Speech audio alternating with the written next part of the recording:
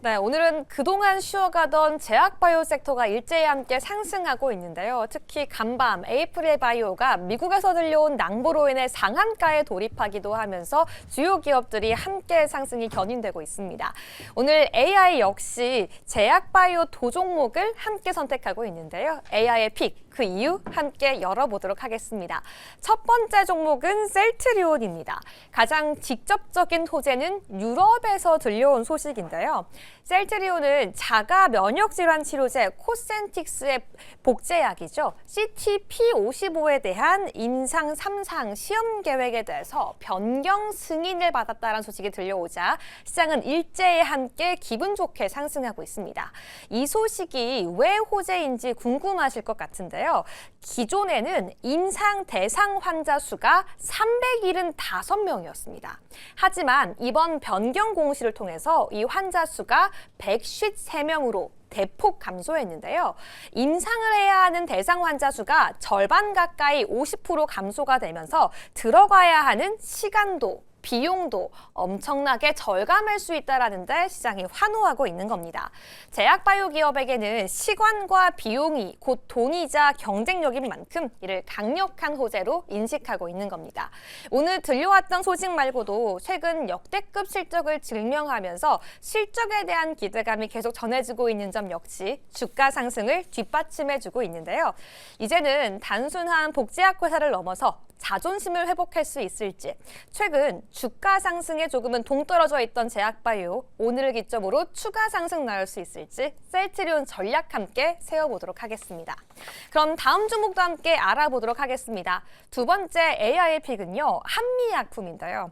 오늘 52주 신고가를 새롭게 경신하고 있습니다. 2024년 말 경영권 분쟁 당시 27만 원 선까지 떨어졌던 종목이 어느덧 다시 한번 62만 원, 63만 원까지 회복되고 있는데요. 오늘 시장이 다시 한번 한미약품의 주가에 주목하고 있는 첫 번째 이유는 압도적인 숫자입니다. 역대 최대 실적이 나왔는데요. 그냥 혼자서만 잘하고 혼자서만 기분 좋은 숫자가 아니라 지금까지 세워졌던 전통 제약사의 최고 영업 기록을 갈아치운 숫자이기 때문입니다. 이것과 더불어서 시장은 신약 모멘텀에도 주목하고 있는데요. 비만 치료제가 올해 상용화가 기대되고 있는 가운데 국산 1호 비만 신약에 대한 기대감은 계속해서 이어지고 있고요. 특히 최근 머크사와 관련된 한미의 메시 치료제에 대한 기대감도 끊임없이 모멘텀으로 작용하고 있습니다. 특히 미국에서 호재가 간밤 사이 함께 들려오기도 했는데요. FDA에서 선천성 고인슐린증 치료제가 혁신 치료제로 지정받았다라는 소식까지 오늘 주가 상승을 견인하고 있습니다. 그동안은 오너일과의 경영권 분쟁이 불확실성이었다면 이제는 전문 경영인 체제가 안착하면서 증권가에서도 목표 주가를 72만 원 선까지 높여잡고 있는데요. 과연 그동안 자존심이 구겨졌던 제약바이오 섹터 다시 한번 날아오를 수 있을지 섹터에 대한 점검 지금 바로 함께 알아보시죠. 자, 또 다른 종목 기업과 또 분석 내용 들어봐야 되고요. 주식회사 광장 황태규 부장과 함께하죠. 어서 오세요. 네, 안녕하십니까. 네. 자, 셀트리온과 한미약품인데 셀트리온부터 들어가 보죠. 뭐 재료는 나왔는데 CTP55 정확히는 모르겠어요. 제가 이거를. 네. 일단 뭐 물질 이름은 참 어렵습니다. 항상 바이오 종목에. 네. 실적적인 면과 일단 구조적인 부분에 대한 변화가 포인트다라고 좀 먼저 좀 말씀을 좀 드릴 수 있겠는데요. 실적을 좀 확인해 봤을 때는 2025년 매출이 4조 가량 발생이 되었고 영업이익은 1조 가량 발생으로 2026년도 올해 매출 가이던스를 5조 가량 제시가 되면서 성장성과 수익성이 동시에 확인된다는 점이 최근에 시장에 대한 수급을 끌어당기는 데 있어서 가장 중요한 역할을 했다라고 좀 볼 수 있겠습니다. 이제 대부분 아시다시피 대부분의 이제 바이오 회사 같은 경우는 실적적인 부분이 많이 미진하기 마련이고 뭐 실적에 대한 평가를 했을 때 주가를 정확히 산정하지 못하는 부분들이 좀 핵심이긴 한데 셀트리온 같은 경우는 매출이 이 기반으로 해서 이제 잡아주기 때문에 우리가 향후에 대한 목표치라든지 이러한 부분들까지도 뭐랄까요, 그 산정해내기가 좀 수월하다라고 볼 수 있겠습니다. 최근에 글로벌 트렌드에 있어서는 미국 시장에 대한 공장의 현지화가 굉장히 좀 중요 포인트를 좀 보고 있는데 셀트리온 역시 뉴저지 공장이죠. 이런 부분들을 인수하면서 일라이릴리하고 기존에 6,800억 원 가량의 CMO 계약으로 관세 영향을 좀 낮추는 바가 있었고, 그리고 하주마 SC처럼 제형 플랫폼을 내재화해서 투약에 대한 편의성을 키우는 것이 현재 당사의 차별화된 전략이다라고 볼 수 있습니다. 뭐 물론 하주마 SC 같은 경우는 3개월 내에 유럽 그리고 국내 같은 경우가 허가가 될 계획이다라고 이제 조금 전에 이제 발표가 좀 나온 바가 있고요. 이러한 부분과 그 이제 비용적인 부분에 있어서 2023년도에 이제 합병을 추진하게 되고, 비용 그리고 재고 부담에 대한 부분들이 좀 완화가 되면서 고마진 신제품에 대한 비중이 뭐 54%까지 좀 높아지면서 수익성에 대한 개선까지도 현재 나타나고 있는 시점이다라고 볼 수 있겠습니다. 현재 시장 내에서 그 전자기기, 그러니까 쉽게 얘기해서 뭐 하이닉스나 삼성전자 같은 그런 회사가 급격하게 좀 올라간 바가 있는데, 이번에 이제 코스닥에 대한 활성화를 하려면 아무래도 이제 바이오 업종에서 시총이 큰 그런 종목들을 좀 봐야 될 텐데, 이 중에서도 저는 손가락 안에 꼽는 회사가 개인적으로는 뭐 셀트리온이 좀 될 것이다라고 보고 있고, 네. 주가는 최근에 굉장히 급등세를 좀 나타나고 있는 모습들이 좀 계속적으로 보이고 있습니다. 뭐 물론 신규적으로 접근해서 조금 부담되는 가격대가 있기는 하겠지만, 이제 제가 개인적으로 이제 분석을 했을 때는 눌림 시에 이제 매수에 대한 관점으로 접근하시면 괜찮지 않을까라는 생각을 좀 해보면서 한 20만 원대 가까이 왔을 때 적극적인 좀 공략이 좀 가능하지 않을까 이렇게 보고 있습니다. 네. 주가에 참 관심이 많은 기업이죠. 뭐 네네. 좋다 나쁘다를 얘기할 수는 없어요. 주주 입장에서 보면은 아무것도 안 하는 것보다는 뭔가 노력을 하는 건 좋은데, 너무 과도할 때가 있어서 가끔 돌부리에 걸리는데, 셀트리온은 지금 승계 구도와 관련된 상속세 문제가 있죠. 6조 원을 나이비별 예상하고 있던데 어떻게 돈을 마련할까? 주가는 일단 올라가야 되는군요. 일단 뭐 제가 보기에는 그래요. 그냥 큰 틀에서 그냥 어떻게 보면 두리뭉실하게 전반적으로 한마디로 좀 표현을 해라라고 한다면, 저는 이제 머디 하나 모나게 빠지는 것은 없다. 네. 그러니까 평균 이상은 항상 찍어주는 회사고, 그에 따라서 어느 정도 성장성에 대한 다음 기대치는 무엇을 갖고 있는가, 이런 부분을 평가하고, 또 비용적인 부분에서 수익성을 좀 평가를 했을 때 이런 거죠. 상속세라든지 그러한 지금 말씀하신 그런 이슈가 발생됐을 때, 기존에 뭐 삼성전자도 그렇고 그 이외의 회사 같은 경우도 그런 이슈가 발생했을 때 어쨌든 우리가 시세에 대한 관점에서 봤을 때 주가가 높아져 있는 상태에서 주식을 좀 매도하는 부분들이 좀 나올 수 있기 때문에, 네네. 또는 뭐 주식 담보대출을 또 받을 수도 있겠죠. 뭐 어쨌든 뭐 그런 부분들이 좀 있는데, 그에 따라서 이제 주가는 오히려 견인해서 상승으로 올려야 되는 그런 좀 뭐랄까요, 암암리의 그런 그 의무감, 네. 뭐 그렇게 좀 표현을 하고 싶은데, 그런 현상까지도 좀 벌어지지 않을까라고 저는 개인적으로 생각하고 있습니다. 네. 예. 하여튼 뭐 알아서 잘 하겠죠. 전략 어떻게 해야죠, 지금? 예, 전략은 일단은 추세적으로 이제 굉장히 좋은 모습들이 좀 나와 있고요. 네. 그다음에 제가 사실은 이 셀트리온이라는 종목을 한 2달 전에 14만 원대에서 적극적인 공략을 말씀드렸던 이유가 주봉에서 이제 쉽게 얘기해서 쌍바닥 패턴을 좀 기술적 분석으로. 예, 맞습니다. 그리고 수급이 굉장히 세게 들어오는 것이 있었기 때문에 말씀 좀 드렸었는데, 지금도 여전히 매력적인 구간이다. 다만 단기적으로 좀 올라온 부분들이 있기 때문에 조정이 좀 나온다면 20만 원대에서는 한번 뭐 보면서 적극적으로 눌림 매수를 해도 되지 않을까 이렇게 보고 있습니다. 네. 뭔가 약간 얄딱구리하긴 한데 얄딱구리라는 표준은 아닙니다. 네. 제가 그런 의미를 드는 거는, 지난해 10월, 11월, 12월 거래량이 한 번씩 팍팍 솟고, 네. 올해 연초에 이제 주가가 움직였는데, 물론 재료는 이제 이런 것들이 나오긴 했어요. 근데 이 국민성장펀드의 운영 주체가 지금 미래에셋 박현주 회장하고 셀트리온 서정진 회장이 공동으로 지금 뭔가 주체를 하잖아요.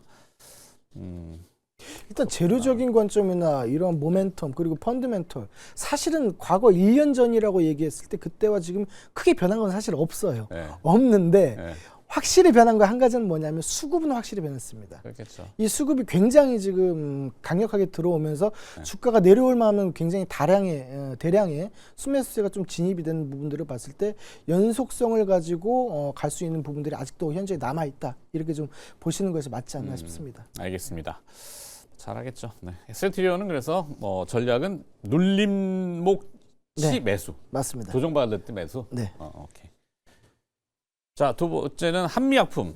여기도 뭐 오너일과 뭐 승계굿 하이네 이런 건 저는 다르게 제일 싫어하는데 뭐 기업 사정이야 그렇다 쳐도 알겠습니다. 자 한미약품. 예, 어떻게 또 보다 보니까 또 이제 제약적으로 다시 오게 됐는데. 네네네. 예, 비만 이제 메시 파이프라인이 다시 수면 위로 올라오면서 이슈가 좀 되었다라고 보시는 게 맞겠죠. 일전에 이제 MSD에서 글로벌 제약사 MSD에서 메시에 대한 그 파이프라인 에페글레나타이드가 언급되지 않았다는 이유로 이제 파트너가 우선순위에서 낮춰진 것이 아니냐는 그런 우려가 좀 있었던 부분이 있고, 네. 근데 이런 부분들이 또 재평가가 되면서 에페글레나타이드가 국내 3상 데이터를 또 공개를 앞두고 있는 그런 기대감이 좀 형성이 좀 되었고요. 어디까지나 이제 조금 전에도 제가 셀트리온을 말씀드렸지만 한미약품 같은 경우도 이제 사상 최대의 매출을 이번에 2025년도 작년 4분기에 수출에 대한 증가 그리고 로열티에 대한 반영으로 펀드멘털 그리고 R&D에 대한 모멘텀이 동시에 확인되면서 사상 최대 매출을 좀 이끌어냈다라고 볼 수 있습니다. 그래서 지금은 같은 경우는 우리가 쉽게 얘기해서 한미약품의 컨디션만 본다면은 현재 파티가 진행 중이다. 아주 열광을 하면서 파티가 좀 진행 중이다라고 보시면 좀 되겠는데, 그러면 이 이후에 대한 모멘텀은 없느냐? 그렇지 않습니다. GLP-1 같은 경우에 이제 그치지 않고 이제 근육에 대한 보존 그리고 증가 컨셉으로 후속 기전을 공개하면서 차세대 포지셔닝을 좀 구축해 나가고 있기 때문에 결국 이에 따라서 좀 확장되는 부분들도 계속적으로 있을 것이다라는 거죠. 네. 그리고 이제 제형 치료제 같은 경우와 더불어서 이제 구강용 투약으로 있어서 이제 약까지 이제 개발을 하고 있기 때문에 국내 시장 이외에도 해외 시장까지 진출할 수 있는 부분들이 충분히 좀 마련되어 있다라고 볼 수 있겠습니다. 다만 이제 리스크적인 관점에서 봤을 때는 바이오 전반적으로 우리가 다 비만 치료제 쪽으로 봤을 때 경쟁사들이 굉장히 좀 많죠.